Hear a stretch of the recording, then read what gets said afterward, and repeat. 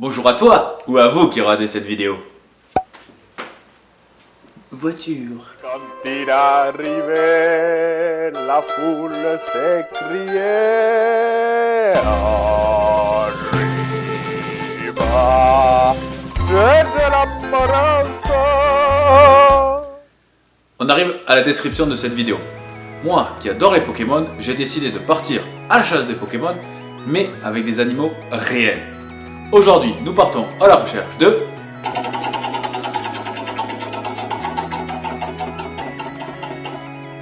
Yanmega. Ah, un insecte, ça va changer. On prend la casquette de tresseur et on part sur le terrain. Nous voici sur le terrain. Or Yanmega, pour moi, est une libellule. La libellule, on la retrouve au bord de l'eau.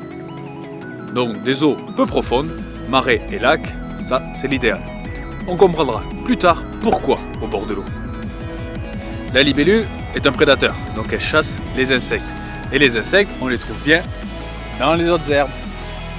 Là, on a les hautes herbes, l'eau à côté, potentiellement le plus de chances de les trouver. Allez, c'est parti!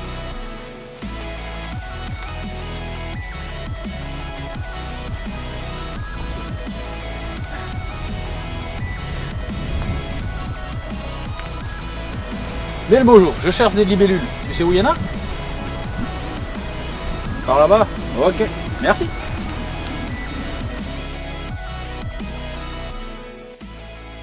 Le cheval ne nous avait pas menti. On a bien trouvé notre première libellule. On est ici en présence de l'Orthothrome réticulé femelle. Chez les libellules, il faut faire attention. Deux couleurs ne veut pas dire deux espèces. Ici, la femelle est jaune, mais le mâle est bleu. J'ai la chance de la filmer de si près parce que si tu regardes bien, l'aile supérieure droite n'est pas comme les autres. Elle est soit abîmée, soit elle n'est pas encore complètement développée. Alors, qu'est-ce que mange une libellule? La libellule est un prédateur aérien, comme je l'ai dit au début. Elle va chasser les insectes en vol.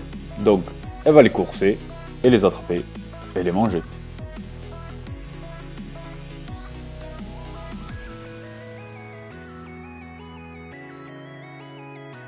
La libellule est un insecte qui fait beaucoup de bruit. Quand elle passe à côté de toi, elle ne passe pas inaperçue. C'est pour ça que le nom anglais de la libellule est dragonfly, donc la mouche dragon. On comprend un peu pourquoi. Cette forme comme ça, de libellule qui vole, n'est que la forme adulte. En état larvaire, elle ressemblera à autre chose. On verra ça plus tard. Cette forme adulte ne sert que à se reproduire. Donc elle a des ailes pour parcourir plus de distance. Donc trouver, pour celle-ci, un mâle, ou pour les mâles, des femelles, se reproduire, pondre et mourir. Donc, à l'état adulte, les libellules ne durent que quelques mois.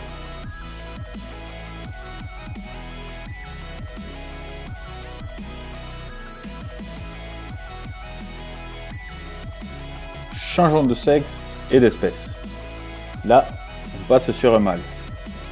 On est en présence du Crocothémis écarlate. On voit que son nom, il ne l'a pas volé.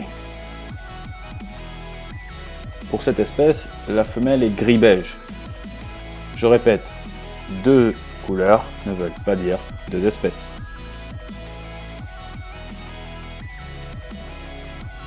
La particularité des libellules, c'est que quand elles se posent, elles ont toujours les ailes écartées. Pourquoi? Parce que les ailes du dessus, donc supérieures, ne sont pas identiques à celles de dessous, inférieures.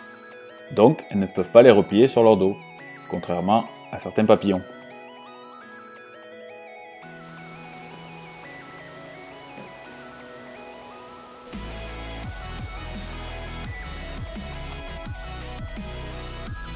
Ah, on a une libellule qui est en train de chasser?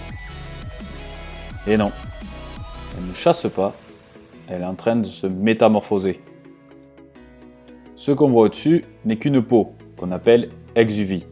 En fait, la libellule que l'on voit dessous est sortie de cette peau. Un peu comme le papillon, qui passe de la chenille à la chrysalide Et à l'état adulte, qu'on appelle une métamorphose complète, la libellule est une métamorphose incomplète. Elle va passer directement du stade larvaire à adulte. Et la larve, elle vit où? Elle vit dans l'eau. C'est pendant qu'elle sera larve qu'elle vivra le plus longtemps.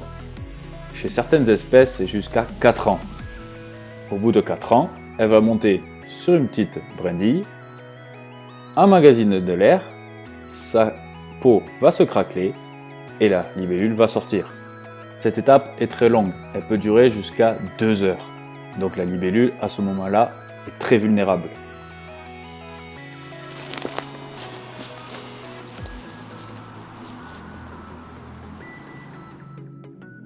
En voilà une que j'ai trouvée sur un ponton de pêche. Au lieu de se servir des plantes, elle se servit du bois.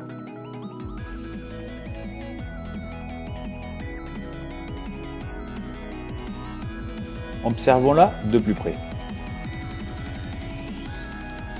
Chez les espèces à métamorphose incomplète, la larve ressemble beaucoup à l'adulte, hormis les ailes, contrairement aux papillons où la chenille est vraiment différente. Dans les mares, la visibilité n'est pas toujours bonne, donc pour chasser, elle va servir plutôt des vibrations que ça va faire dans l'eau. Pour attraper sa proie, elle va projeter son masque, c'est-à-dire sa bouche, un peu comme dans le film Alien, et attraper ses proies. Voilà, on a bien trouvé notre Pokémon. On a bien trouvé notre Pokémon, il ne nous reste plus qu'à rentrer au studio. Nous voici en studio. On peut ajouter Yanmega au Pokédex. Yanmega en libellule. Bien inscrit au Pokédex, on a accès à sa fiche détaillée. Du coup, son habitat, c'est dans l'eau pour la larve et au bord de l'eau pour l'adulte. Sa nourriture, c'est principalement des insectes. Sa taille, c'est jusqu'à 11 cm pour la plus grosse libellule qui est l'Anax empereur. Son poids, c'est 1,2 g et peut vivre jusqu'à 4 ans. J'espère que cette vidéo t'a plu et que t'en as appris un peu plus sur ce qu'est la libellule. Si ce concept de vidéo te plaît, n'hésite pas à t'abonner. Et propose-moi dans les commentaires un prochain Pokémon et j'essaierai de l'attraper. On se retrouve donc pour un prochain Pokémon et donc un autre animal. Et salut! Je de la